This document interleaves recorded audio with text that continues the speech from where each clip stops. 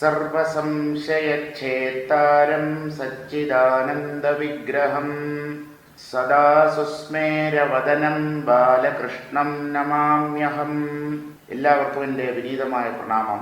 കഴിഞ്ഞ ദിവസം വായിച്ചവസാനിപ്പിച്ച ശ്ലോകത്തിൽ നിന്ന് തന്നെ തുടങ്ങാം.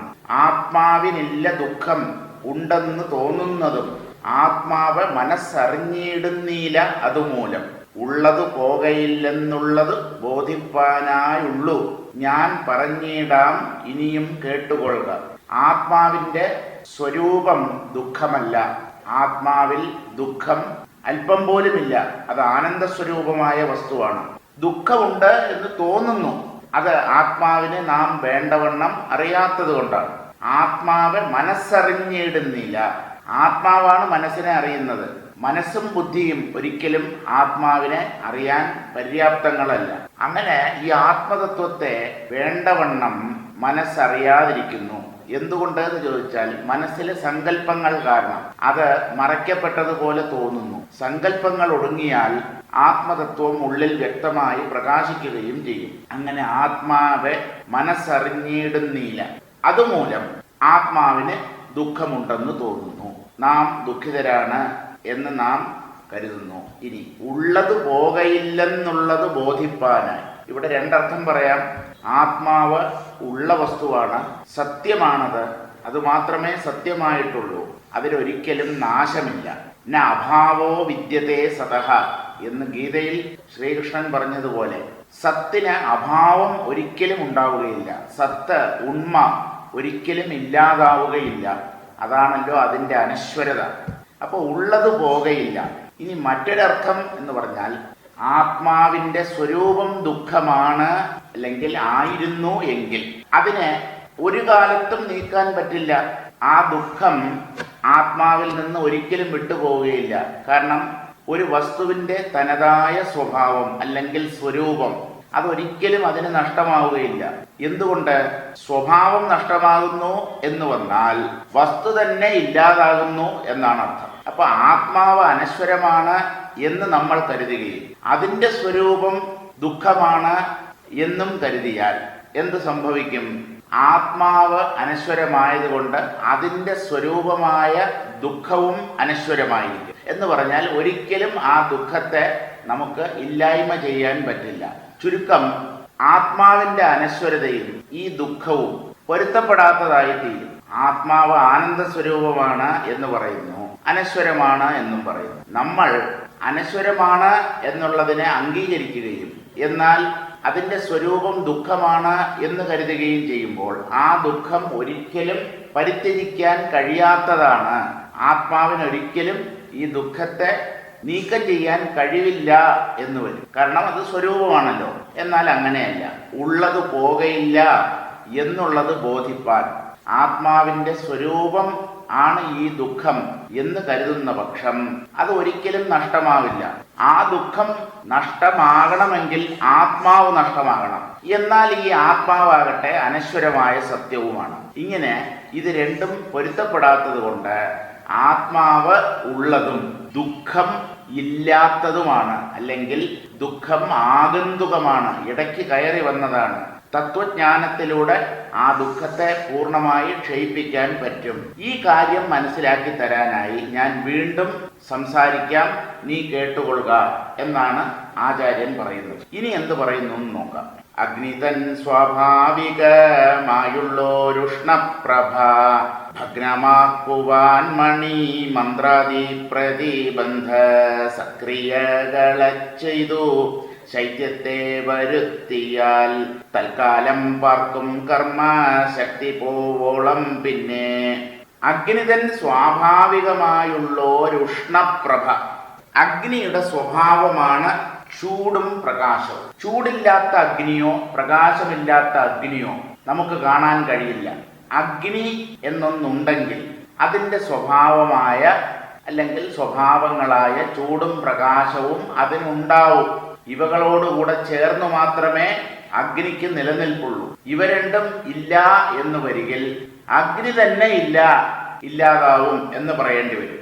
അഗ്നിതൻ സ്വാഭാവികമായുള്ള ഒരു ഉഷ്ണപ്രഭ, ഉഷ്ണവും പ്രഭയും ചൂടും പ്രകാശവും ഭഗ്നമാക്കുവാൻ അവയെ ഇല്ലായ്മ ചെയ്യാൻ, നശിപ്പിക്കാൻ മണിമന്ത്രാദി പ്രതിബന്ധ സക്രിയകളെ ചെയ്ത് അഗ്നിയുടെ ചൂട്, പ്രകാശത്തെ ഇല്ലായ്മ ചെയ്യാൻ പറ്റില്ല, പക്ഷെ അതിന്റെ ചൂടിനെ മാത്രം താത്കാലികമായി പ്രതിരോധിക്കാൻ ചില മന്ത്രപ്രയോഗങ്ങളിലൂടെ കഴിയും. നമ്മുടെ ഭാരതത്തിൽ അനേകം വിദ്യകൾ നിലവിലുണ്ടായിരുന്നു. പലതരത്തിലുള്ള സിദ്ധികളും സിദ്ധന്മാർക്കുണ്ടായിരുന്നു. അങ്ങനെയുള്ള മഹാപുരുഷന്മാരുണ്ടായിരുന്നു. അപ്പൊ അതൊക്കെ ഓരോ തരത്തിലുള്ള സിദ്ധികളാണ്.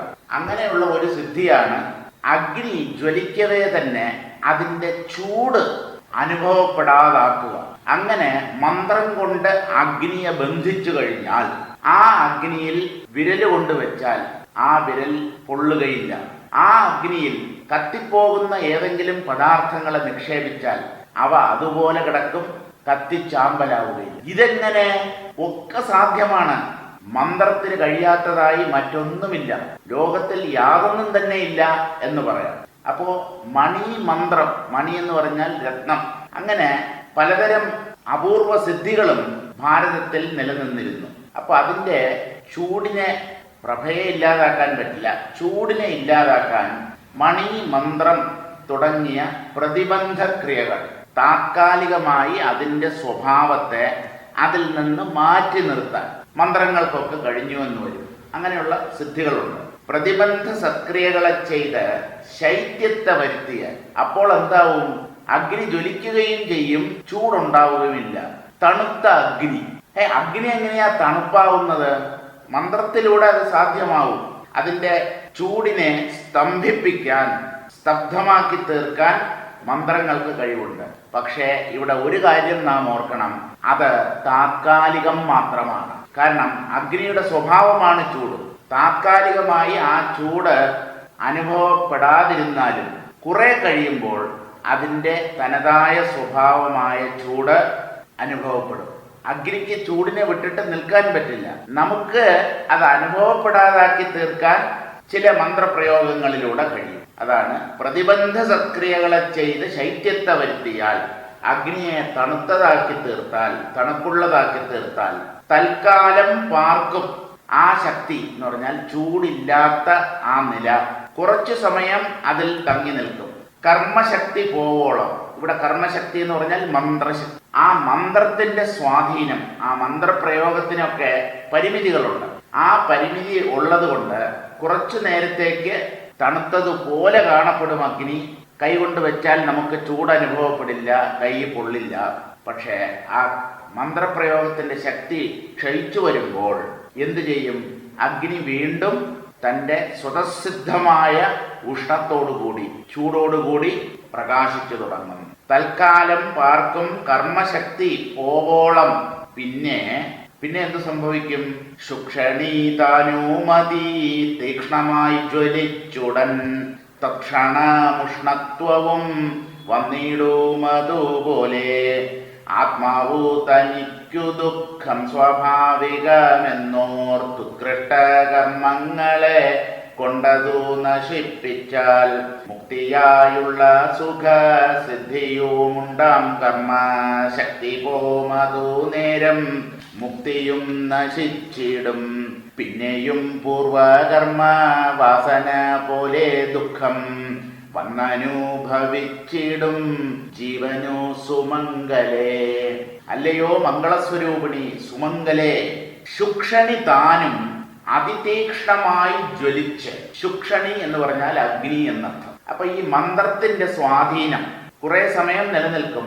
അത് കഴിഞ്ഞാൽ ഈ അഗ്നി താനും അതിതീക്ഷ്ണമായി ജ്വലിച്ച് പണ്ടത്തെ പോലെ നല്ല ചൂടോടുകൂടി ജ്വലിച്ചു തുടങ്ങും. അങ്ങനെ ആ അഗ്നി ജ്വലിച്ചു തുടങ്ങുമ്പോൾ തക്ഷണം ഉഷ്ണത്വവും വന്നിടും.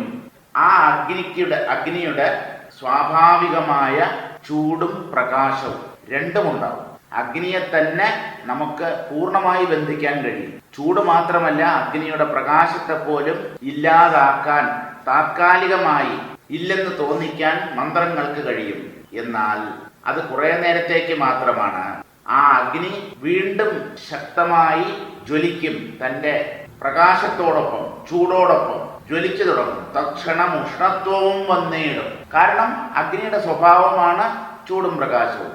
അതുപോലെ ആത്മാവ് തനിക്ക് ദുഃഖം സ്വാഭാവികമെന്നോർത്ത് ആത്മാവിന് ഈ ദുഃഖം സ്വാഭാവികമായിരുന്നു, അല്ലെങ്കിൽ സ്വതസിദ്ധമായ ഒരു ഗുണമായിരുന്നു ദുഃഖം, ആത്മാവ് ദുഃഖസ്വരൂപത്തോടു കൂടിയതായിരുന്നു എങ്കിൽ ആ ദുഃഖത്തെ നമുക്ക് സ്വാഭാവികമാണോ അല്ലയോ, ദുഃഖം നീങ്ങണം എന്നുള്ളതാണല്ലോ എല്ലാ ജീവന്മാരുടെയും ആഗ്രഹം. അപ്പോ തനിക്ക് ദുഃഖം സ്വാഭാവികമെന്നോർത്ത് ഈ ദുഃഖം എന്തായാലും തന്നെ വിട്ടു പോവില്ല, താൻ ദുഃഖിക്കാനായി വന്നവനാണ് എന്ന് തീരുമാനിച്ചാലും ദുഃഖത്തിന് പരിഹാരം നാം ചെയ്തേ പറ്റൂ. അങ്ങനെ ചിന്തിച്ച് ഉത്കൃഷ്ട കർമ്മങ്ങളെ കൊണ്ട് അത് നശിപ്പിച്ചാൽ, ഉത്കൃഷ്ട കർമ്മങ്ങൾ എന്ന് പറഞ്ഞാൽ പുണ്യകർമ്മങ്ങൾ, പുണ്യത്തിന്റെ ഫലമാണല്ലോ സുഖം. അപ്പോ ഏതോ ചില പാപകർമ്മങ്ങൾ ചെയ്തത് കൊണ്ടാണ് ദുഃഖിക്കേണ്ടി വന്നത്. ആ കർമ്മ സ്വാധീനത്തെ ഇല്ലാതാക്കാൻ ഇപ്പോ പുണ്യകർമ്മങ്ങൾ ചെയ്യുന്നു. അങ്ങനെ പുണ്യകർമ്മം കൊണ്ട് ഈ ദുഃഖ സ്വാധീനത്തെ നശിപ്പിച്ചാൽ, ആ ദുഃഖത്തെ നശിപ്പിച്ചാൽ മുക്തിയായുള്ള സുഖസിദ്ധിയും ഉണ്ടാകും. അപ്പോ മോക്ഷം എന്നുള്ള സുഖപ്രാപ്തി ഉണ്ടാകും. ഇവിടെ എന്താ സംഭവിച്ചത്? പുണ്യകർമ്മങ്ങൾ ചെയ്ത് ദുഃഖത്തെ നീക്കുകയാണ് ചെയ്തത്. പക്ഷേ ഈ പുണ്യകർമ്മങ്ങളുടെ സ്വാധീനം നേരത്തെ പറഞ്ഞ ഉദാഹരണത്തിലെ മന്ത്രത്തിന്റെ സ്വാധീനം പോലെ താത്കാലികമായിരിക്കും. അപ്പോ തൽക്കാലം ദുഃഖം മാറിക്കിട്ടിയതുപോലെ തോന്നിയാലും, അല്ലെങ്കിൽ മോക്ഷം എന്ന സ്ഥിതി നമുക്കുണ്ടായതുപോലെ തോന്നിയാലും കർമ്മശക്തി പോവും. അത് സത്കർമാനുഷ്ഠാനം കൊണ്ട് നേടിയ ഒന്നായതുകൊണ്ട് അതിന്റെ സ്വാധീനം കുറെ കഴിയുമ്പോൾ നഷ്ടമാവും. അങ്ങനെ പോകുമ്പോൾ അത് നേരം മുക്തിയും നശിച്ചിടും. അപ്പോ ഈ കർമ്മത്തിലൂടെ നേടിയ മോക്ഷവും നഷ്ടമാകും. എങ്ങനെ? അഗ്നിയുടെ ചൂടും പ്രകാശവും മന്ത്രപ്രയോഗത്താൽ എങ്ങനെയാണോ താത്കാലികമായി തടയപ്പെട്ടത്, ആ മന്ത്രത്തിന്റെ സ്വാധീനം കുറെ കഴിയുമ്പോൾ നഷ്ടമാകും. അപ്പോൾ അഗ്നി വീണ്ടും പഴയതുപോലെ ചൂടോടും പ്രകാശത്തോടും കൂടി ജ്വലിക്കും. ഇതുപോലെ പുണ്യകർമ്മങ്ങൾ ചെയ്ത് മോക്ഷം നേടാം എന്ന് കരുതിയാൽ ആ പുണ്യകർമ്മങ്ങളുടെ സ്വാധീനം കാലക്രമത്തിൽ നശിക്കുകയും ആ സുഖപ്രാപ്തി അല്ലെങ്കിൽ മോക്ഷം നഷ്ടമാവുകയും വീണ്ടും തൻ്റെ സ്വരൂപമായ ദുഃഖം തനിക്ക് അനുഭവപ്പെടുകയും ചെയ്യും. പക്ഷേ നമ്മുടെ ശാസ്ത്രങ്ങൾ പറയുന്നത് മോക്ഷം ആത്യന്തികമാണ്, നിരന്തരമാണ്. ഒരിക്കൽ മുക്തനായി കഴിഞ്ഞാൽ പിന്നെ ഒരിക്കലും അയാൾക്ക് സംസാരബന്ധം ഉണ്ടാവുകയില്ല, ദുഃഖങ്ങളും ഉണ്ടാവുകയില്ല. ഇങ്ങനെ മോക്ഷത്തിന് ഒരു ശാശ്വത സ്ഥിതി ഉള്ളതുകൊണ്ട് അത് കർമ്മം കൊണ്ട് നേടാൻ പറ്റാത്തതായിരിക്കും. ഒരു കർമ്മം കൊണ്ടും മോക്ഷം നേടാൻ കഴിയില്ല. നകർമ്മണാന പ്രജയാധനേന ത്യാഗേനൈകേ അമൃതത്വമാനശുഹു എന്നാണ് ശ്രുതി പ്രഖ്യാപിക്കുന്നത്. കർമ്മം കൊണ്ടോ സത്പുത്രന്മാരെ കൊണ്ടോ, കർമ്മം എന്ന് പറഞ്ഞാൽ ഇവിടെ പുണ്യകർമ്മങ്ങൾ, പുണ്യകർമ്മങ്ങൾ കൊണ്ടോ സത്സന്താനങ്ങളെ കൊണ്ടോ ധാരാളം പണം സമ്പാദിച്ചതുകൊണ്ടോ ഒന്നും മോക്ഷം ലഭിക്കുകയില്ല. ത്യാഗത്തിലൂടെ പ്രപഞ്ചവാസനകൾ അല്ലെങ്കിൽ പ്രപഞ്ചം സത്യമാണ് എന്ന ചിന്ത, അത് അജ്ഞാനത്തിന്റെ ഉത്പന്നമാണ്.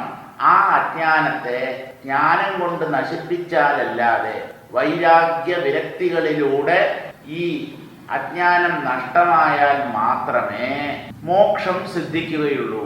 അപ്പൊ ത്യാഗമാണ് മോക്ഷത്തെ ഉണ്ടാക്കുന്നത്, അല്ലാതെ സ്വീകരിക്കലോ പരിഗ്രഹിക്കലോ അല്ല. എല്ലാറ്റിനെയും ഉള്ളിൽ നിന്ന് വിടുക, ആത്മാവ് മാത്രമേ ഉള്ളൂ എന്ന് യുക്തിയുക്തം തീരുമാനിക്കുക, അതിനെ തന്നെ നേടാൻ മനസ്സുകൊണ്ട് കൊതിക്കുക, അതിനായി ജീവിതം ഒഴിഞ്ഞു വെക്കുക. ഇതല്ലാതെ വേറെ യാതൊരു മാർഗവുമില്ല. കർമ്മങ്ങളും മോക്ഷവും ചേർന്ന് പോവില്ല. മോക്ഷത്തിൽ കർമ്മവുമില്ല, കർമ്മത്താൽ മോക്ഷം നേടാനും കഴിയില്ല. അങ്ങനെ നേടുന്ന ഒന്നായിരുന്നു മോക്ഷമെങ്കിൽ ഈ കർമ്മങ്ങളുടെ സ്വാധീനം, പുണ്യകർമ്മങ്ങളുടെയും മറ്റും സ്വാധീനം കാലക്രമത്തിൽ നഷ്ടമാകുമ്പോൾ ആ മോക്ഷവും നമുക്ക് നഷ്ടപ്പെടും. പക്ഷേ അങ്ങനെ നഷ്ടപ്പെടുന്ന ഒന്നല്ല മോക്ഷം. അത് ശാശ്വതമായ സ്ഥിതിയാണ്, ആത്മസ്വരൂപമാണ്, നിത്യമുക്തമാണ് ഈ ബ്രഹ്മം. ആ ബ്രഹ്മത്തെ ഒരിക്കൽ സാക്ഷാത്കരിച്ചു കഴിഞ്ഞാൽ അതിലൂടെ നാം നേടുന്ന ദുഃഖമോചനം ആത്യന്തികമായിരിക്കും, ശാശ്വതമായിരിക്കും. അതിൽ നിന്ന് വീണ്ടും ഒരു പതനം, സംസാരത്തിലേക്കുള്ള ഒരു വീഴ്ച ഒരിക്കലും സംഭവിക്കുകയില്ല എന്ന് ഉച്ചൈസ്തരം പ്രഖ്യാപിക്കുന്നു ശ്രുതികൾ, ഉപനിഷത്തുകൾ. പിന്നെയും പൂർവകർമ്മ വാസന പോലെ ദുഃഖം വന്ന് അനുഭവിച്ചിടും. അപ്പൊ ഈ കർമ്മങ്ങൾ കൊണ്ട് നേടാൻ പറ്റുന്ന ഒന്നായിരുന്നു ഈ മോക്ഷമെങ്കിൽ അത് കുറെ കഴിയുമ്പോൾ നഷ്ടമാവും. അപ്പോ പഴയ കർമ്മവാസനകൾക്കനുസരിച്ച് ദുഃഖം വീണ്ടും അനുഭവിക്കേണ്ടതായി വരും. പക്ഷേ അങ്ങനെയുള്ള ഒന്നല്ല ഈ മോക്ഷം എന്ന് ശാസ്ത്രങ്ങളും ആചാര്യന്മാരും ദൃഢമായി പ്രഖ്യാപിക്കുന്നത് കൊണ്ട് കർമ്മം കൊണ്ട് മോക്ഷം നേടാൻ സാധ്യമല്ല എന്ന തീരുമാനത്തിൽ വേണം നാം എത്തിച്ചേരാൻ. പിന്നെ എങ്ങനെയാ മോക്ഷം നേടുക? ജ്ഞാനത്തിലൂടെ. ഈ ജ്ഞാനം കർമ്മത്തിന് നേരെ വിരുദ്ധമാണ്. കർമ്മമുള്ളിടത്ത് ജ്ഞാനമില്ല, ജ്ഞാനമുള്ളിടത്ത് കർമ്മമില്ല. ഇവിടെ കർമ്മം എന്ന് പറഞ്ഞാൽ ശരീരാവയവങ്ങൾ ചലിപ്പിച്ച് ചെയ്യുന്ന കർമ്മമല്ല. ജ്ഞാനികളും കർമ്മം ചെയ്യുന്നുണ്ടല്ലോ. കൃഷ്ണനെക്കാളും വലിയ യോഗിയോ ജ്ഞാനിയോ മറ്റാരുമില്ല. ആ കൃഷ്ണൻ ഒരു മിനിറ്റ് അടങ്ങിയിരുന്നതായിട്ട് നമുക്ക് അറിയാൻ കഴിയില്ല. ഭാഗവതം വായിച്ചു നോക്കൂ. എല്ലാ കർമ്മരംഗത്തും സജീവമായി കൃഷ്ണനുണ്ട്. അതിന്റെ അർത്ഥം അദ്ദേഹം മുക്തനല്ല എന്നാണോ? അങ്ങനെയല്ല. കർമ്മരംഗത്ത് താൻ വർത്തിക്കുന്നുണ്ടെങ്കിലും താൻ കർമ്മം ചെയ്യുന്നു എന്ന ഭാവമില്ല. അതാണ് ശരിക്കുള്ള കർമ്മം. അതായത് ഞാൻ കർത്താവാണ്, ഞാൻ കർമ്മം ചെയ്യുന്നു, ഈ വിചാരമാണ് ശരിക്കും കർമ്മഫലത്തെ ഉണ്ടാക്കി തീർക്കുന്നത്. ആ വിചാരമില്ലാതെ എത്ര കർമ്മങ്ങൾ ചെയ്താലും ആ കർമ്മങ്ങളൊന്നും ഫലത്തെ ഉത്പാദിപ്പിക്കാൻ ശക്തങ്ങളാവുകയില്ല. ആ കർമ്മങ്ങൾ ഈ കർത്താവിനെ വന്ന് പിടികൂടുകയില്ല. എന്തുകൊണ്ട്? കർത്തൃത്വം തന്നെ ഇല്ല. ഞാൻ ചെയ്യുന്നു എന്ന ഭാവം തന്നെ ഇല്ല. അപ്പോ ഞാൻ ചെയ്യുന്നു എന്ന ഭാവമില്ലാതെ കർമ്മരംഗത്ത് വർത്തിക്കാൻ പറ്റുമോ? അങ്ങനെയാണ് ഈ ജ്ഞാനികൾ വർത്തിക്കുന്നത്. ജ്ഞാനികൾ ഈ ഭൂമുഖത്ത് ജീവൻ മുക്തരായി കഴിയുന്നു. അവർ പലതരം കർമ്മങ്ങളും ചെയ്യുന്നുണ്ട് എന്ന് മറ്റുള്ളവർക്ക് തോന്നുന്നു. പക്ഷേ അവരുടെ ഉള്ളിൽ ഞാൻ ചെയ്യുന്നു എന്നുള്ള ഭാവമില്ല. കൃഷ്ണൻ പറയുന്നത് എന്താ? പല പ്രാവശ്യം പറഞ്ഞിട്ടുള്ളതാണ് ഈ ശ്ലോകം. നമേ പാർത്ഥാസ്തി കർത്തവ്യം ത്രിഷു ലോകേഷു കിഞ്ചന നാനവാപ്തം അവാപ്തവ്യം വർത്തയേവ ച കർമ്മണി. അർജുന, എനിക്ക് 3 ലോകങ്ങളിലും കർമ്മം ചെയ്ത് നേടേണ്ടതായി യാതൊന്നുമില്ല. എനിക്ക് എന്തെങ്കിലും ചെയ്യണം എന്നുള്ള വിചാരവുമില്ല. എന്നാലും ഞാൻ കർമ്മരംഗത്ത് വർത്തിക്കുന്നു. എന്താ ദോഷം? ഇതാണ് ജീവൻ മുക്തന്മാരുടെ കർമാചരണം. എന്തുകൊണ്ടാണ് കർമ്മം ചെയ്യണം എന്ന ആഗ്രഹം വരുന്നത്? ചെയ്ത് സുഖിക്കാൻ, എന്തെങ്കിലും നേടാൻ. ഈ ആത്മാവിനെ നേടിയവൻ എല്ലാം നേടിക്കഴിഞ്ഞു. അയാൾക്ക് സുഖത്തിന് ഒരു പഞ്ഞവുമില്ല. സമൃദ്ധമായ ശാന്തി ഉള്ളിൽ അനുഭവിക്കുന്നു. അയാൾ എന്തിനായി ഈ കർമ്മം ചെയ്യേണ്ടത് എന്ന് വിചാരിച്ച് ശരീര അവയവങ്ങളെ ചലിപ്പിച്ച് അദ്ദേഹം കർമ്മം ചെയ്യുന്നില്ല, ചെയ്യാൻ ഒക്കുകയില്ല എന്ന് കരുതരുത്. കർമ്മം കൊണ്ട് അയാൾക്കൊന്നും നേടാനില്ല. ഒരു തമാശ എന്നോണം അയാൾ കർമ്മരംഗത്ത് വർത്തിക്കും ലോകക്ഷേമത്തിനായി. അപ്പൊ അദ്ദേഹത്തിന് ലോകം സത്യമാണ് എന്ന വിചാരമുണ്ടോ? ഒരിക്കലുമില്ല. ഇത് വെറും നാടകം. ഇവിടെ തനിക്ക് അഭിനയിച്ചു തീർക്കാൻ പോലും ഒന്നുമില്ല. ഈ അഭിനയം പോലും ആവശ്യമില്ല. പിന്നെ എന്താ? ഒരു രസം അഭിനയിച്ചാൽ എന്താ ദോഷം? അഭിനയിച്ചില്ലെങ്കിലും ഒന്നുമില്ല. ഇങ്ങനെയാണ് ജ്ഞാനിയുടെ കർമ്മം. അതുകൊണ്ട് അവർക്ക് ഒരു തരത്തിലും ദുഃഖം അനുഭവിക്കേണ്ടി വരുന്നില്ല. സാരം വായിക്കാം. ഹേ സുമംഗലെ, അഗ്നിയുടെ സ്വാഭാവികമായുള്ള ഉഷ്ണപ്രഭയെ ഇല്ലാതാക്കാൻ, ഉഷ്ണപ്രഭ എന്ന് പറഞ്ഞാൽ ചൂട് കലർന്ന പ്രകാശം അല്ലെങ്കിൽ ചൂടും പ്രകാശവും എങ്ങനെ വേണമെങ്കിലും പറയാം. അതിനെ ഇല്ലാതാക്കാൻ മണിമന്ത്രാദിയാൽ പ്രതിബന്ധമുണ്ടാക്കി സത്ക്രിയകൾ ചെയ്ത് ശൈത്യത്തെ വരുത്തിയാൽ, അതൊക്കെ ഓരോ മന്ത്രപ്രയോഗത്തിലൂടെയാണ് നേടുന്നത്. അതിനായിട്ടുള്ള മന്ത്രങ്ങളുണ്ട്. അത് ആ മന്ത്രസിദ്ധി കൈവന്നവർക്ക് മാത്രമേ ഇതൊക്കെ ചെയ്യാൻ പറ്റൂ. അങ്ങനെ ആ അഗ്നിയുടെ ചൂടിനെ മാറ്റി അതിന് ശൈത്യത്തെ നൽകിയാൽ കർമ്മശക്തി പോകും വരെ തൽക്കാലം നിൽക്കും. അവിടെ കർമ്മശക്തി എന്ന് പറഞ്ഞാൽ മന്ത്രശക്തി എന്നർത്ഥം. വീണ്ടും അഗ്നി തീക്ഷ്ണമായി ജ്വലിച്ച് അത്യുഷ്ണവും വരും. അതുപോലെ ആത്മാവ് തനിക്ക് ദുഃഖം സ്വാഭാവികമെന്നോർത്ത് ഉത്കൃഷ്ട കർമ്മങ്ങൾ കൊണ്ട് അതിനെ നശിപ്പിച്ചാൽ മുക്തിയായുള്ള സുഖസിദ്ധിയും ഉണ്ടാകും. പക്ഷേ കർമ്മശക്തി നശിച്ച് സുഖസിദ്ധി വരുമ്പോൾ ആ കർമ്മം കൊണ്ട് നേടുന്നതൊക്കെ നശ്വരമായിരിക്കും. അങ്ങനെ കർമ്മത്തിലൂടെ മോക്ഷം നേടിയാൽ അതിന് ഒരു ശാശ്വത സ്ഥിതി ഉണ്ടാവില്ല. കാരണം കർമ്മത്തിന്റെ ശക്തി കുറഞ്ഞു വരും. അപ്പോ ആ സുഖവും നഷ്ടമാകും, ആ മോക്ഷവും നഷ്ടമായി തീരും. സുഖസിദ്ധി വരുമ്പോൾ മുക്തിയും നശിക്കും. കർമ്മശക്തി നശിച്ച് സുഖസിദ്ധി വരുമ്പോൾ മുക്തിയും നശിക്കും. പിന്നെ പൂർവകർമ്മ വാസന പോലെ ജീവന് ദുഃഖം വരുമെന്നറിയുക. പഴയതുപോലെ പഴയ സ്ഥിതിയിലേക്ക്, പിന്നെയും ചങ്കരൻ തെങ്ങേല് എന്ന് പറഞ്ഞതുപോലെ പൂർവ്വസ്ഥിതിയിലേക്ക് വരും. സ്പ്രിങ് പോലെയാകും.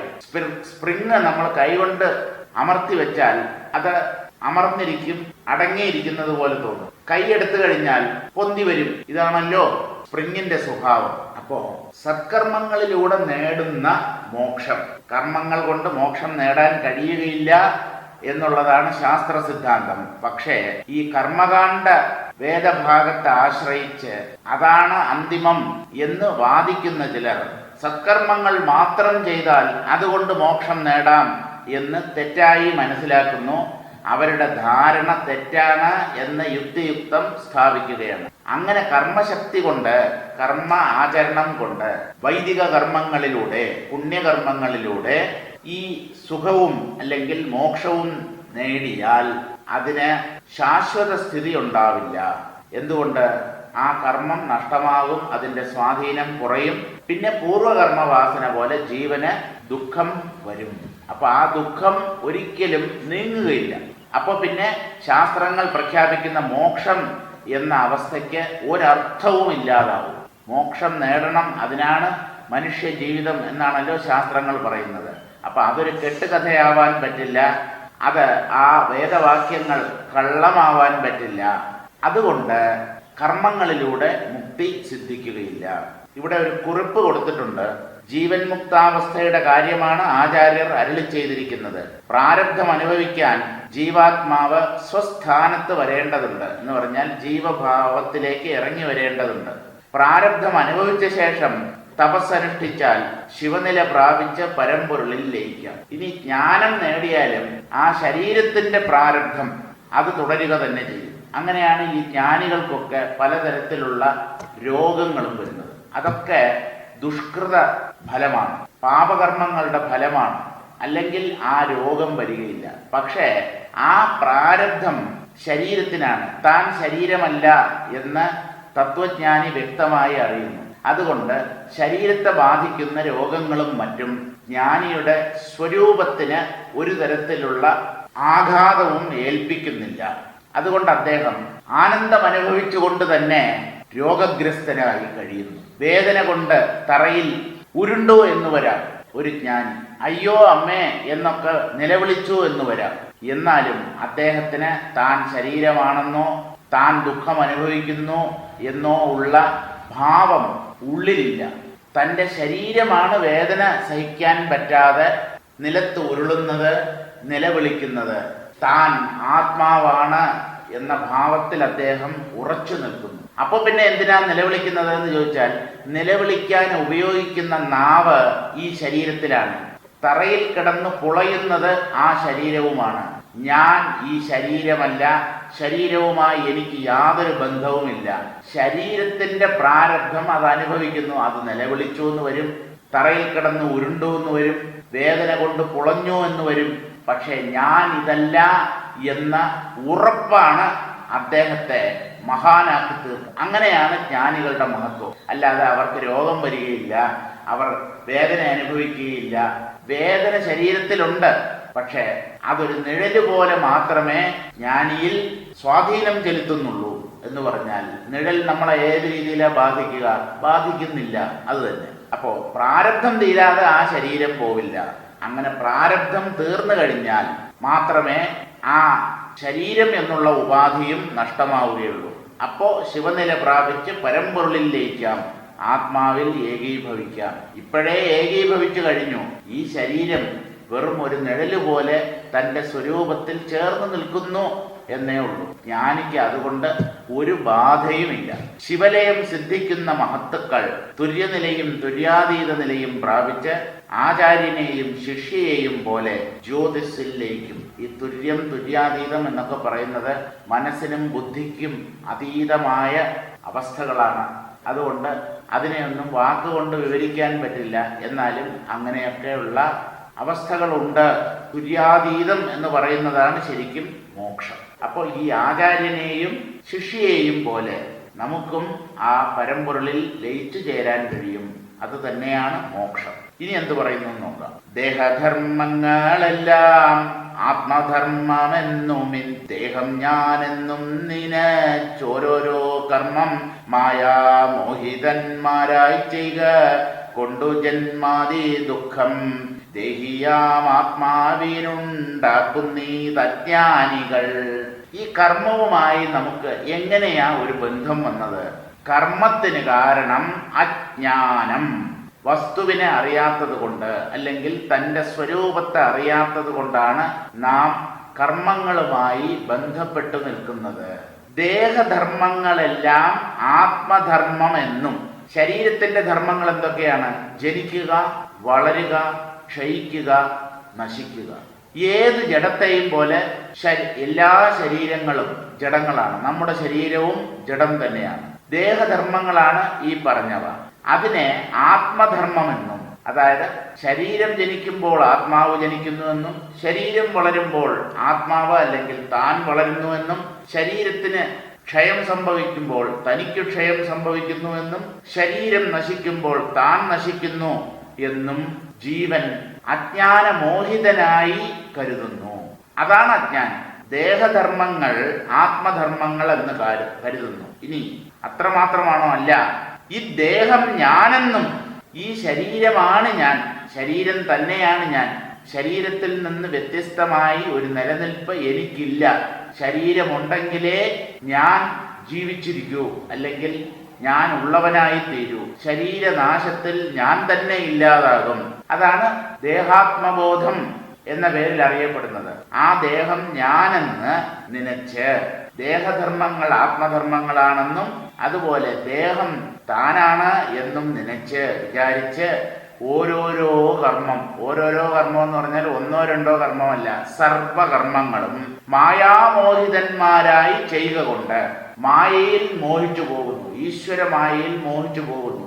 അത് തന്നെയാണ് അവിദ്യ എന്ന് പറയുന്നത്. അവിദ്യ എന്ന് പറഞ്ഞാലും മായ എന്ന് പറഞ്ഞാലും അടിസ്ഥാനപരമായി ഭ്രമം തന്നെയാണ്. ആ ഭ്രമത്തിന് വശംവദരായി കർമ്മങ്ങൾ ചെയ്യുകയും ശരീരം താനാണ് എന്ന് കരുതുകയും ഇങ്ങനെയുള്ള വിചാരങ്ങൾ ഉള്ളത് കൊണ്ട് ജന്മാതി ദുഃഖം, ജന്മം മുതലായ ദുഃഖങ്ങൾ, ജീവിതത്തിൽ അനുഭവിക്കുന്ന പലതരം ദുഃഖങ്ങളും ദേഹിയാം ആത്മാവിന് ഉണ്ടാക്കുന്നു. ശരീരവിലക്ഷണനായ ആത്മാവിനെ ശരീരവുമായി ബന്ധമുള്ളവനാണ് എന്ന് കരുതുകയും, അല്ലെങ്കിൽ ആ ആത്മാവ് ശരീരം തന്നെയാണ് എന്ന് കരുതുകയും ചെയ്യുക കൊണ്ട് ആനന്ദസ്വരൂപമായ ആത്മാവിന് ദുഃഖത്തെ ഉണ്ടാക്കി തീർക്കുന്നത് അവനവൻ തന്നെയാണ്. അവിടെ വേറെ ആരെയും കുറ്റം പറഞ്ഞിട്ട് കാര്യമില്ല. ഒരു ഈശ്വരന് നേരെയും വിരൽ ചൂണ്ടണ്ട. എന്തുകൊണ്ട്? സ്വയം കൃത അനർത്ഥം, താൻ തന്നെ വരുത്തി വെച്ച വിന. എന്തിന് നാം ഇങ്ങനെ ചിന്തിക്കുന്നു? താൻ ശരീരമാണ്, തനിക്ക് ശരീരമുണ്ട് എന്ന്. എന്തുകൊണ്ട് ആ വിചാരത്തെ നമുക്ക് തത്വജ്ഞാനത്തിലൂടെ മറികടക്കാൻ കഴിയുന്നില്ല? തൻ്റെ കഴിവുകേട്, അല്ലാതെ വേറെ ഉത്തരവൊന്നുമില്ല. ഇങ്ങനെ ജന്മാതി ദുഃഖങ്ങളെ ദേഹിയാകുന്ന ആത്മാവിന്, ദേഹത്തിൽ വസിക്കുന്ന ആത്മാവിന്, ദേഹവിലക്ഷണനായ ആത്മാവിന് ഉണ്ടാക്കുന്നിത് അജ്ഞാനികൾ. അജ്ഞാനികൾ വരുത്തി തീർക്കുന്നതാണ് ഈ ദുഃഖം.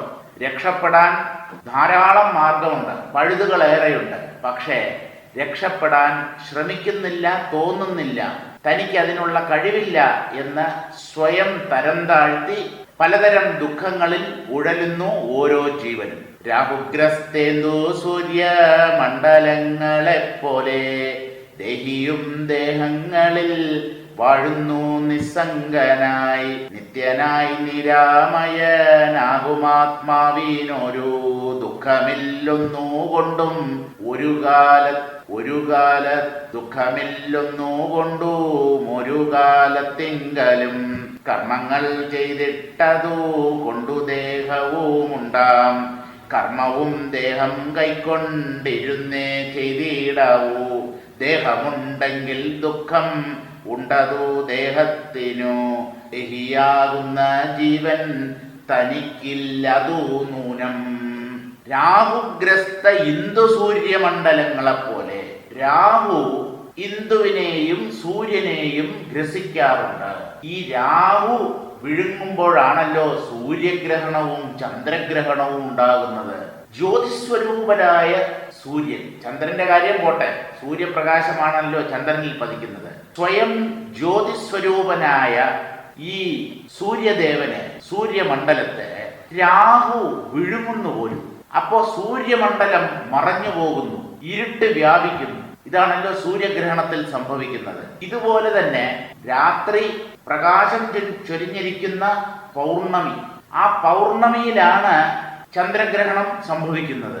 അപ്പൊ ഈ പ്രകാശത്തെ രാഹു എന്ന് പറഞ്ഞാൽ എന്തോ ഒരു ഇരുട്ടാണ്, ഒരു അസുരനാണെന്നൊക്കെ നമ്മൾ പറയും. ഒരു ഇരുട്ട് പ്രകാശത്തെ വിഴുങ്ങുകയോ, ഇതെങ്ങനെ സാധ്യമാവും? ഇരുട്ട് എങ്ങനെ പ്രകാശത്തിന്റെ മുമ്പിൽ വന്ന് നിൽക്കും? പ്രകാശ സാന്നിധ്യത്തിൽ ഇരുട്ടിന് വരാൻ പോലും കഴിയുകയില്ലല്ലോ. പിന്നെ എങ്ങനെയാണ് ഈ ഇരുട്ട് പ്രകാശത്തെ വിഴുങ്ങുക? പക്ഷേ അങ്ങനെ തോന്നുന്നുണ്ടല്ലോ, സൂര്യൻ മറഞ്ഞു പോകുന്നത് പോലെ തോന്നുന്നുണ്ടല്ലോ സൂര്യഗ്രഹണ വേളയിൽ. അതുപോലെ ചന്ദ്രഗ്രഹണത്തിലും ചന്ദ്രൻ പൂർണ്ണമായി അപ്രത്യക്ഷമാകുന്നത് പോലെ തോന്നുന്നുണ്ടല്ലോ. തോന്നുന്നു, അതെ, തോന്നൽ മാത്രമാണത്. അല്ലാതെ ഈ സൂര്യചന്ദ്രന്മാർ ഒരു ഇരുട്ട് കൊണ്ടും ഗ്രസിക്കപ്പെടുന്നില്ല, തോന്നലാണ്. ശങ്കരാചാര്യ സ്വാമികളും ഇതേ കാര്യത്തെ തന്റെ ദക്ഷിണാമൂർത്തി സ്തോത്രത്തിൽ പറയുന്നുണ്ട്. രാഹുഗ്രസ്ത ദിവാകരേന്ദു സദൃശോ മായാസമാച്ഛാദനാദേ സന്മാത്ര കരണോപസംഹരണതോ യോഭൂത് സുഷുപ്ത പുമാൻ പ്രാഗസ്വാപ്സമിതി പ്രബോധ സമയേ യഃ പ്രത്യഭിജ്ഞായതേ തസ്മൈ ശ്രീ ഗുരുമൂർത്തയേ നമഃ ദക്ഷിണാമൂർത്തയേ. രാഹുവിനാൽ ഗ്രസിക്കപ്പെട്ട സൂര്യനെയോ ചന്ദ്രനെയോ പോലെയാണ് തന്റെ ഉണ്മയെ അറിയാതെ ഈ ജീവൻ ഗാഠനിദ്രയിൽ കഴിയുന്നത്. താനുണ്ട് എന്ന് പോലും അറിയുന്നില്ല. സുഷുപ്തി ഞാനെന്ന ഭാവം പൂർണ്ണമായി മറഞ്ഞു പോകുന്നു. പക്ഷേ അത് വെറും തോന്നലാണ്. ഉണർന്നെഴുന്നേറ്റ് വരുന്ന ഒരാൾ എന്താ പറയുന്നത്? ഞാൻ സുഖമായി ഉറങ്ങി, എനിക്ക് ഒരു കുഴപ്പവും സംഭവിച്ചില്ല. ഞാനെന്ന ഭാവം സുഷുപ്തിയിലില്ല. ഞാൻ ഉറങ്ങുന്നു എന്ന് അറിഞ്ഞുകൊണ്ട് ഉറങ്ങാൻ പറ്റില്ല. പക്ഷേ എനിക്ക് ഒരു കുഴപ്പവും സംഭവിച്ചില്ല. പരമാനന്ദം അനുഭവിച്ചുകൊണ്ട് ഞാൻ സ്ഥിതി ചെയ്തിരുന്നു. ഇതാ പൂർണ്ണനായി. ഉറങ്ങുന്നതിന് മുമ്പ് ഞാൻ എങ്ങനെയായിരുന്നു അതുപോലെ തന്നെ ഒരു പോറൽ പോലും ഏൽക്കാതെ ഞാനിതാ ഉണർന്നു വന്നിരിക്കുന്നു. ഇതല്ലേ സുഷുപ്തിക്ക് ശേഷം ഓരോ ജീവനും അനുഭവിക്കുന്നത്? ഇതുപോലെ തന്നെയാണ്. അത് താത്കാലികമായ ഒരു ഭ്രമം മാത്രമാണ്. രാഹുഗ്രസ്ത ഇന്ദു സൂര്യമണ്ഡലങ്ങളെ പോലെ ചന്ദ്രമണ്ഡലത്തെയും സൂര്യമണ്ഡലത്തെയും രാഹു ഗ്രസിക്കുന്നത് പോലെ ദേഹിയും ദേഹങ്ങളിൽ വാഴുന്നു നിസ്സംഗനായി. അങ്ങനെ ഗ്രഹിക്കപ്പെടുന്നതായി തോന്നിയാലും സൂര്യചന്ദ്രാദികൾക്ക് ഒരു നഷ്ടവും ഉണ്ടാവുന്നില്ല. ആ ഗ്രഹണം കഴിയുമ്പോൾ അവ പഴയതുപോലെ തന്നെ പ്രകാശത്തോടുകൂടെ പ്രകടമാകുന്നു. ഇതുപോലെ ദേഹിയും ദേഹങ്ങളിൽ വാഴുന്നു നിസ്സംഗനായി. ശാരീരിക ദുഃഖങ്ങൾ, മാനസിക ദുഃഖങ്ങളൊക്കെ ഈ ജീവൻ അനുഭവിക്കുമ്പോഴും ആ ദേഹിയായ ആത്മാവ് അവയുമായി ചേർച്ചയില്ലാതെ, അവ കൊണ്ട് ഒരു തരത്തിലും അല്പം പോലും ബാധിക്കപ്പെടാതെ നിസ്സംഗനായി കഴിയുന്നു. പക്ഷേ നമുക്ക് എന്തുകൊണ്ട് ഈ ദുഃഖങ്ങൾ അനുഭവിക്കേണ്ടി വരുന്നു എന്ന് പറഞ്ഞാൽ, ഈ ജീവൻ താൻ ആത്മാവാണ്, നിസ്സംഗനായ ആത്മാവാണ് എന്നറിയുന്നില്ല. ആത്മഭിന്നമായ ഒരു വ്യക്തിയാണ് താൻ. തനിക്ക് ശരീരമുണ്ട്, ദേഹമുണ്ട്, പലതും ചെയ്തു തീർക്കാനുണ്ട് എന്ന് വിചാരിക്കുന്നത് കൊണ്ട് ശരീരതലത്തിലും അതുപോലെ മനസ്തലത്തിലും ദുഃഖങ്ങൾ അനുഭവിക്കേണ്ടി വരുന്നു. തന്നെ അടർത്തി മാറ്റണം. എങ്ങനെ? താൻ ദേഹമല്ല, ദേഹിയായ ആത്മാവാണ് എന്ന് ബുദ്ധി കൊണ്ട് തീരുമാനിക്കുക വഴിയാണ് ഈ നിസ്സംഗത സ്വന്തമാക്കേണ്ടത്. ആത്മാവ് എന്നും നിസ്സംഗനാണ്. സാപേക്ഷങ്ങളായ സുഖദുഃഖങ്ങളുമായി ഈ ആത്മാവ് ഒരിക്കലും ചേർന്ന് നിൽക്കുന്നില്ല. അതിൻ്റെ സ്വരൂപം തന്നെ ആനന്ദമാണ്. ആനന്ദസ്വരൂപനായ ആ ആത്മാവിന് വന്നുപോകുന്ന സുഖദുഃഖങ്ങളുമായി എന്തിന് ചേർന്ന് നിൽക്കണം? അതുകൊണ്ട് എന്ത് പ്രയോജനം? പക്ഷെ ഭ്രമം കൊണ്ട് സുഖദുഃഖങ്ങൾ തന്നെ ബാധിക്കുന്നതായി ഈ ജീവൻ കഴിയുന്നു, വിചാരിക്കുന്നു, കരുതുന്നു. അതിന് കാരണം തൻ്റെ നിജസ്ഥിതി, തൻ്റെ സ്വരൂപം അറിയാത്തത് കൊണ്ടാണ്. ആ അവസ്ഥ അജ്ഞാനം എന്ന പേരിലാണ് അറിയപ്പെടുന്നത്. അതിനെ ജ്ഞാനം കൊണ്ട് വേണം നശിപ്പിക്കാൻ. അതുകൊണ്ട് ദുഃഖങ്ങൾക്ക് ആത്യന്തികമായ പരിഹാരം ജ്ഞാനം മാത്രം. ജ്ഞാനാദേവ ഹി കൈവല്യം. കൈവല്യം അഥവാ മോക്ഷം ജ്ഞാനം ഒന്നുകൊണ്ട് മാത്രമേ നേടാൻ കഴിയൂ. നിത്യനായി നിരാമയനാകും ആത്മാവിന്. നിത്യൻ, നശിക്കാത്തവൻ, നിരാമയൻ, ഒരു തരത്തിലുള്ള ബാധയും ഏൽക്കാത്തവൻ, ക്ഷയം, രോഗം, ദുഃഖം ഇതൊന്നുകൊണ്ടും ബാധിക്കപ്പെടാത്ത ആത്മാവ്, ആ ആത്മാവിന് ഒരു ദുഃഖമില്ല ഒന്നുകൊണ്ടും. ശരീര മനോബുദ്ധികളെ പലതരത്തിലും പ്രകൃതി ഗുണങ്ങൾ ബാധിക്കുന്നുണ്ടെങ്കിലും, കാരണം അവ പ്രകൃതി ഗുണങ്ങളാണ്, പ്രകൃതി കാര്യങ്ങളാണ്, അതുകൊണ്ട് അവ പ്രകൃതി ഗുണങ്ങളാൽ ബാധിക്കപ്പെടും. ഈ ആത്മാവ് പ്രകൃതിക്കകത്തുപെടുന്ന ഒന്നല്ല, മായയ്ക്ക് അപ്പുറത്തുള്ള ഒന്നാണ്, പ്രകൃതി അതീതനാണ്. അതുകൊണ്ട് അദ്ദേഹം നിരാമയനാണ്. ആ ആത്മാവിന് ഒരു ദുഃഖമില്ല ഒന്നുകൊണ്ടും ഒരു തരത്തിലുള്ള ദുഃഖവും ഈ ആത്മാവിൽ ഏൽപ്പിക്കാൻ പറ്റില്ല. അത് എന്നും ആനന്ദ സ്വരൂപമായി തന്നെ നിലകൊള്ളുന്നു. ദുഃഖമില്ല ഒന്നുകൊണ്ടും ഒരു കാലത്തെങ്കിലും, ഒരിക്കലും, ഇപ്പോഴെന്നല്ല, ഒരിക്കലും ഈ ആത്മാവിനെ ദുഃഖങ്ങൾക്ക് സ്പർശിക്കാൻ പോലും കഴിയുകയില്ല. കർമ്മങ്ങൾ ചെയ്തിട്ട് അതുകൊണ്ട് ദേഹവും ഉണ്ടാകും. നമുക്ക് ദേഹസംബന്ധം എന്തുകൊണ്ടുണ്ടാകുന്നു എന്ന് ചോദിച്ചാൽ, ശരീരവുമായിട്ടാണല്ലോ നാം ഇപ്പോൾ ചേർന്നിരിക്കുന്നത്. തനിക്ക് ശരീരമുണ്ട്, താൻ ശരീരമാണ് എന്ന് കരുതിയാണല്ലോ കഴിയുന്നത്. അതിന് കാരണം കർമ്മങ്ങളാണ്, പൂർവജന്മങ്ങളിൽ ചെയ്ത കർമ്മങ്ങൾ. ആ കർമ്മങ്ങൾ വാസനകളായി ഉള്ളിൽ അടിഞ്ഞുകൂടി. ആ ജന്മങ്ങളിൽ നാം പലതും അനുഭവിച്ചു, പലതും അനുഭവിക്കാൻ പറ്റിയില്ല, പല ആഗ്രഹങ്ങളും പൂർത്തിയാക്കാൻ കഴിഞ്ഞില്ല. പൂർത്തിയാക്കണം എന്ന കലശലായ ആഗ്രഹവും ഉണ്ടായിരുന്നു. ആ ആഗ്രഹങ്ങളൊക്കെ ഉണ്ടായിരുന്നത് കൊണ്ടാണ് അവയെ പൂർത്തീകരിക്കാനായി വീണ്ടും ഒരു ശരീരമെടുത്ത് നാം ഇപ്പോൾ ഇവിടെ വന്നു ചേർന്നിരിക്കുന്നത്. അപ്പോൾ കർമ്മങ്ങളാണ് ദേഹത്തെ ഉണ്ടാക്കുന്നത്. കർമ്മങ്ങൾ ചെയ്തിട്ട് അതുകൊണ്ട് ദേഹവും ഉണ്ടാകും. ഇനി കർമ്മവും ദേഹം കൈക്കൊണ്ടിരുന്നേ ചെയ്തിടാവൂ. ഈ കർമ്മം ചെയ്യണമെങ്കിലേ ശരീരം വേണം. ഇപ്പൊ കഴിഞ്ഞ ജന്മങ്ങളുടെ ബാക്കി പത്രമാണ് ഈ ശരീരം, അല്ലെങ്കിൽ കഴിഞ്ഞ ജന്മങ്ങളിൽ ചെയ്ത കർമ്മങ്ങളാണ് ഇപ്പോഴുള്ള ശരീരത്തെ നിർമ്മിച്ചിരിക്കുന്നത് എങ്കിൽ, ആ കഴിഞ്ഞ ജന്മത്തിൽ നമുക്കുണ്ടായിരുന്ന ശരീരം, അതിനെന്താ കാരണം? അതിനു മുമ്പുള്ള ജന്മങ്ങളിലെ കർമ്മങ്ങൾ. ഇങ്ങനെ നോക്കുമ്പോൾ കർമ്മങ്ങളുടെ കാരണം ശരീരം. കർമ്മം ശരീരം ഉണ്ടെങ്കിലേ ചെയ്യാൻ പറ്റൂ. ഇനി ഈ ശരീരത്തെ ഉണ്ടാക്കുന്നത് പൂർവകർമ്മങ്ങളുമാണ്. ഈ രണ്ടിലും ഏതാദ്യം? ഒരിക്കലും ഉത്തരം കിട്ടാൻ പോകുന്നില്ല. കർമ്മമോ ആദ്യം, ദേഹമോ ആദ്യം? ദേഹമാണ് ആദ്യം എന്ന് പറഞ്ഞാൽ ആ ദേഹം എങ്ങനെ ഉണ്ടായി? അതിനു മുമ്പ് ചെയ്ത കർമ്മങ്ങൾ കൊണ്ട്.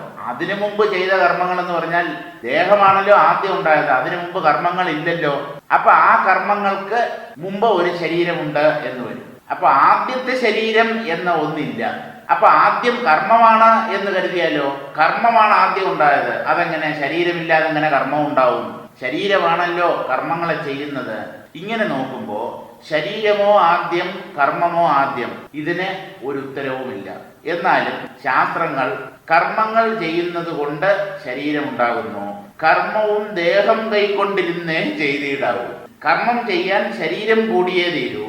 ആ ശരീരത്തെ നിർമ്മിക്കുന്നത് പൂർവജന്മത്തിലെ കർമ്മങ്ങളുമാണ്. ഇങ്ങനെ ഏതാദ്യം എന്ന ചോദ്യത്തിന് മറുപടി ഇല്ലാതെ, അതിനൊരു ഉത്തരം കണ്ടുപിടിക്കാൻ പറ്റാതെ ഇരിക്കുന്നു ഈ മായയ്ക്കകത്തുള്ള എല്ലാം തന്നെ. അപ്പോൾ കർമ്മങ്ങൾ ചെയ്യുന്നത് കൊണ്ട് ശരീരമുണ്ടാകുന്നു.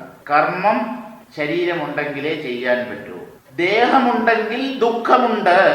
ശരീരമാണ് ദുഃഖം. ശരീരം ഇല്ലാത്ത അവസ്ഥകളിൽ നാം ദുഃഖം അനുഭവിക്കുന്നില്ല. അബോധാവസ്ഥയിൽ, അതുപോലെ സുഷുപ്തിയിൽ ദേഹാനുഭവം ഇല്ലാതാകുന്ന വേളകളിൽ നമുക്ക് ദുഃഖമില്ല. അതുകൊണ്ട് ദേഹമുണ്ടെങ്കിൽ ദുഃഖമുണ്ട്. ദേഹം തന്നെയാണ് ദുഃഖം. അത് ദേഹത്തിന്. പക്ഷേ ആ ശരീരം ദുഃഖത്തിന് കാരണമാകുന്നു എന്ന് പറയുമ്പോഴും ആ ദുഃഖം ശരീരതലത്തിൽ മാത്രമേ ഉള്ളൂ, ശരീരത്തെ മാത്രമേ അത് ബാധിക്കുന്നുള്ളൂ. പിന്നെ നമ്മൾ മനസ്തലത്തിൽ ദുഃഖിക്കാൻ എന്താ കാരണം എന്ന് ചോദിച്ചാൽ, താൻ ഈ ശരീരമാണ് എന്ന തെറ്റിദ്ധാരണ ഉള്ളത് കൊണ്ട് ശരീര ദുഃഖങ്ങളെ, ശരീരത്തിന്റെ പ്രശ്നങ്ങളെ തൻ്റേത് എന്ന് കരുതുന്നു. അതുകൊണ്ട് ആ ദുഃഖങ്ങൾ തന്നെ ബാധിക്കുന്നതായി തോന്നുന്നു, ഉൾതലത്തിൽ ദുഃഖം അനുഭവപ്പെടുന്നു. അപ്പൊ ദേഹമുണ്ടെങ്കിൽ ദുഃഖമുണ്ട്. അത് ദേഹത്തിന്, ദേഹിയാകുന്ന ജീവൻ തനിക്കില്ല, അത് നൂനം. ദേഹമുണ്ടെങ്കിൽ ദുഃഖമുണ്ട്. ആ സത്യത്തെ നമുക്ക് നിഷേധിക്കാൻ പറ്റില്ല. പക്ഷേ ആ ദുഃഖം ദേഹത്തിന് മാത്രമേ ഉള്ളൂ. ദേഹിയാകുന്ന, ദേഹവിലക്ഷണനായിരിക്കുന്ന ആത്മാവിന്, ജീവന് അത് ഇല്ല. ഇത് തീർച്ച. നൂനം എന്ന് പറഞ്ഞാൽ ഇത് തീർച്ചയാണ്. പിന്നെ എന്തുകൊണ്ട് നമ്മൾ ദുഃഖിക്കുന്നു എന്ന് ചോദിച്ചാൽ, ശരീരം സത്യമാണ്, താൻ ഈ ദേഹമാണ്, അല്ലെങ്കിൽ തൻ്റെതാണ് ഈ ദേഹം എന്ന ഒരു റോങ് ഐഡന്റിഫിക്കേഷൻ, തെറ്റായ ഒരു താതാത്മ്യം ഈ ശരീരവുമായിട്ട് നമുക്കുള്ളത് കൊണ്ടാണ് ശരീര ദുഃഖങ്ങൾ നമ്മെ ബാധിക്കുന്നതായി നമുക്ക് തോന്നുന്നത്. അതും തോന്നൽ മാത്രമാണ്. ആ ദുഃഖങ്ങൾ നമ്മെ ബാധിക്കുന്നില്ല എന്നുള്ളതാണ് സത്യം. ഈ കാര്യത്തിൽ ആർക്കും സംശയം വേണ്ട. ഇത് തീരുമാനിക്കപ്പെട്ട സംഗതിയാണ്. സാരം വായിക്കാം. ശരീരധർമ്മങ്ങളെല്ലാം ആത്മധർമ്മമെന്നും ഈ ശരീരം ഞാനാണെന്നും ധരിച്ച് മായാമോഹിതന്മാരായി ഓരോരോ കർമ്മങ്ങൾ ചെയ്യുന്നത് കൊണ്ട് അജ്ഞാനത്താൽ ജന്മാദി ദുഃഖം ദേഹിയാകുന്ന ആത്മാവിനുണ്ടാകുന്നു എന്ന് പറഞ്ഞാൽ ഉണ്ടായതുപോലെ തോന്നുന്നു. അതെപ്രകാരമെന്നാൽ സൂര്യനെ മേഘങ്ങൾ മറയ്ക്കുന്നത് പോലെയാണ് എന്നറിയുക. ഇവിടെ ഈ ഉദാഹരണത്തിൽ രാഹുഗ്രസ്തം എന്ന് പറഞ്ഞാൽ രാഹുവിനാൽ ഗ്രസിക്കപ്പെടുന്ന സൂര്യനും ചന്ദ്രനും, അതായത് സൂര്യഗ്രഹണത്തിലും ചന്ദ്രഗ്രഹണത്തിലും സൂര്യചന്ദ്രന്മാർ യഥാക്രമം മറയ്ക്കപ്പെട്ടതുപോലെ തോന്നുന്നു. ഇനി മേഘങ്ങൾ മറയ്ക്കുന്നു എന്ന ഉദാഹരണത്തെ സ്വീകരിച്ചാലും ഇത് തന്നെയാണ്. മേഘം സൂര്യനെ മറയ്ക്കുന്നത് പോലെ തോന്നുന്നു. സൂര്യബിംബം നമ്മുടെ ദൃഷ്ടിയിൽ നിന്ന് അപ്രത്യക്ഷമാകുന്നു. മേഘങ്ങൾ സൂര്യനെ മറയ്ക്കുന്നു എന്ന് ഭൂമിയിലുള്ളവർ പറയുന്നു. വാസ്തവത്തിൽ ഈ മേഘങ്ങൾ ഏതാനും കിലോമീറ്ററുകൾക്ക് മുകളിലാണ്. ഭൂമിയുടെ ഉപരിതലത്തിൽ നിന്നും അല്പം ഉയരത്തിലാണ് ഈ മേഘങ്ങൾ. എന്നാൽ സൂര്യനാകട്ടെ കോടിക്കണക്കിന് മൈലുകൾക്കപ്പുറത്താണ്. കോടിക്കണക്കിന് അപ്പുറത്തുള്ള സൂര്യനെ ഇങ്ങ് താഴെ സ്ഥിതി ചെയ്യുന്ന മേഘങ്ങൾക്ക് വാസ്തവത്തിൽ എങ്ങനെ മറയ്ക്കാൻ പറ്റും? അപ്പോൾ മറയ്ക്കുന്നില്ല. എന്നാലും എന്തുകൊണ്ട് സൂര്യൻ മറഞ്ഞതുപോലെ തോന്നുന്നു? ഈ മേഘങ്ങൾക്ക് സൂര്യനെ മറയ്ക്കാൻ കഴിവില്ലെങ്കിലും നമ്മുടെ ദൃഷ്ടിക്ക് മറ തീർക്കാൻ പറ്റും. സൂര്യനെ കാണാൻ പറ്റാതാക്കി തീർക്കാൻ കഴിയും ഈ മേഘങ്ങൾക്ക്. അങ്ങനെ സൂര്യൻ, നമ്മുടെ ദൃഷ്ടി മറയ്ക്കപ്പെടുമ്പോൾ സൂര്യൻ മറഞ്ഞതുപോലെ തോന്നുന്നു, മേഘങ്ങൾ സൂര്യനെ മറച്ചതുപോലെ തോന്നുന്നു. ഇത്രയേ ഉള്ളൂ. നാം ആത്മാവിനെ അറിയാതിരിക്കുമ്പോ ആത്മാവ് മറയ്ക്കപ്പെട്ടതുപോലെ തോന്നുന്നു. അപ്പോഴും ആ ആത്മാവിനെ ഈ അജ്ഞാന അന്ധകാരം മറച്ചിട്ടില്ല. നമുക്ക് ആ ആത്മാവിനെ അറിയാൻ കഴിയാതിരിക്കുന്നു. അത് നമ്മുടെ കഴിവുകേടാണ്. അതാണ് അജ്ഞാനമറ. ആ അജ്ഞാനമറയെ നമുക്ക് സ്വപ്രയത്നത്താൽ നീക്കം ചെയ്യാൻ കഴിയും, നശിപ്പിക്കാൻ കഴിയും. അങ്ങനെ അജ്ഞാനമറ നീങ്ങിയാൽ ആ പരമാത്മാവ് എന്നും ഉള്ളിൽ പ്രകാശിച്ചു നിന്നിരുന്നതായി നമുക്ക് അറിയാൻ കഴിയും, അനുഭവിക്കാൻ കഴിയും. അപ്പൊ ഈ അജ്ഞാനം പോലും വാസ്തവമല്ല, അത് ഉണ്ട് എന്ന് തോന്നുന്നതാണ്. അത് ഭ്രമമായതുകൊണ്ടാണ് ജ്ഞാനം കൊണ്ട് നമുക്കതിനെ നശിപ്പിക്കാൻ കഴിയുന്നത്. അപ്പൊ സൂര്യനെ മേഘങ്ങൾ മറയ്ക്കുന്നത് പോലെയാണ് ഈ ആത്മതത്വം മറയ്ക്കപ്പെട്ടതായി തോന്നുന്നത് എന്നറിയുക. അപ്രകാരം ദേഹിയും ദേഹങ്ങളിൽ നിസ്സംഗനായി വാഴുന്നു. നിത്യനും നിരാമയനുമായ ആത്മാവിന് ഒരു കാലത്തും ദുഃഖം അശേഷമില്ലെന്നും അറിയേണ്ടതാണ്. കർമ്മങ്ങൾ ചെയ്യുന്നത് കാരണം ശരീരം ഉണ്ടാകുന്നു. കർമ്മങ്ങളെ ദേഹം സ്വീകരിച്ചു കൊണ്ടിരിക്കുന്നു. കർമ്മത്തിന് കാരണം ശരീരം, ശരീരത്തിന് കാരണം പൂർവജന്മ കർമ്മങ്ങൾ. പ്രാരബ്ധ ദേഹം ഉള്ളിടത്തോളം കാലം ദുഃഖവും തുടരും. ശരീരം ഉള്ളിടത്തോളം കാലം നമ്മൾ ദുഃഖം അനുഭവിച്ചേ പറ്റൂ.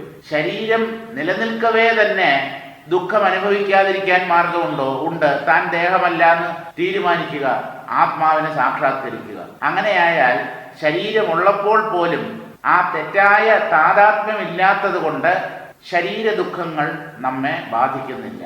മനസ്സും ശരീരത്തെ പോലെ തന്നെ ഒരു ഉപാധിയാണ്, സൂക്ഷ്മമായ ഉപാധി. ആ മനസ്സിനെ ബാധിക്കുന്ന ദുഃഖവും തന്നെ യഥാർത്ഥത്തിൽ സ്പർശിക്കുന്നില്ല എന്ന് വ്യക്തമായി അറിയാൻ കഴിയും. പ്രാരബ്ധദേഹം ഉള്ളിടത്തോളം കാലം ദുഃഖവും തുടരും. എന്നാൽ ദേഹത്തിന് മാത്രമേ ദുഃഖമുള്ളൂ. ഈ ദേഹം എന്ന് പറയുമ്പോൾ സൂക്ഷ്മ ശരീരവും സ്ഥൂല ശരീരവും രണ്ടും പെടും. ഈ രണ്ട് തലങ്ങളിലും നമുക്ക് ദുഃഖം അനുഭവിക്കാൻ കഴിയും. രോഗങ്ങൾ മുതലായ ദുഃഖങ്ങൾ ശരീരതലത്തിലാണ്. ദുഃഖം, ഭയം, ടെൻഷൻ, ഉത്കണ്ഠ ഇതൊക്കെ സൂക്ഷ്മതലത്തിലുള്ള ദുഃഖങ്ങളുമാണ്. അത് സൂക്ഷ്മ ശരീരത്തിലാണ്. എന്തായാലും ദേഹം ദുഃഖത്തിന് കാരണമാകും. ദേഹിയാകുന്ന ജീവാത്മാവിന് ദുഃഖമില്ല. ദുഃഖമുണ്ട് എന്നത് തോന്നൽ മാത്രമാണ്. വാസ്തവത്തിൽ നമ്മൾ ഓരോരുത്തരും ആനന്ദ സ്വരൂപികളാണ്. ദുഃഖത്തിന്റെ കണിക പോലും നമ്മുടെ സ്വരൂപത്തിലില്ല. പക്ഷേ അതിന് നാം നമ്മെ വേണ്ട പോലെ അറിയേണ്ടതായിട്ടുണ്ട്.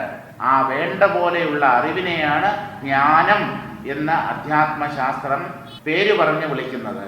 ആ ജ്ഞാനം നേടിയാൽ സകല ദുഃഖങ്ങളും നീങ്ങിക്കിട്ടും. അങ്ങനെ ആ 31-ാമത്തെ ശീർഷകം പരിസമാപിക്കുന്നു. ദുഃഖ ജന്മ കർമാദികൾ, അതായിരുന്നു ആ ശീർഷകത്തിന്റെ പേര്. അടുത്തത് ഒരു ചെറിയ ശീർഷകമാണ്, 22-ാമത്തെ ശീർഷകം, ആത്മസ്വരൂപം. ആത്മാവിന്റെ സ്വരൂപം. അതില് 6 വരികൾ മാത്രമേ ഉള്ളൂ. അത് കഴിഞ്ഞിട്ട് 33-ാമത്തെ ശീർഷകം ആത്മാവ് എന്ന പേരോട് കൂടിയതാണ്. അപ്പോൾ ആ 32ഉം വായിച്ച് 33-ാമത്തെ അധ്യായത്തിലേക്ക് നമുക്ക് അടുത്ത ക്ലാസ്സിൽ കടന്നു ചെല്ലാം. എല്ലാവർക്കും ഒരിക്കൽ കൂടെ നന്ദി പറഞ്ഞുകൊണ്ട് ഇന്നത്തേക്ക് നിർത്തുന്നു.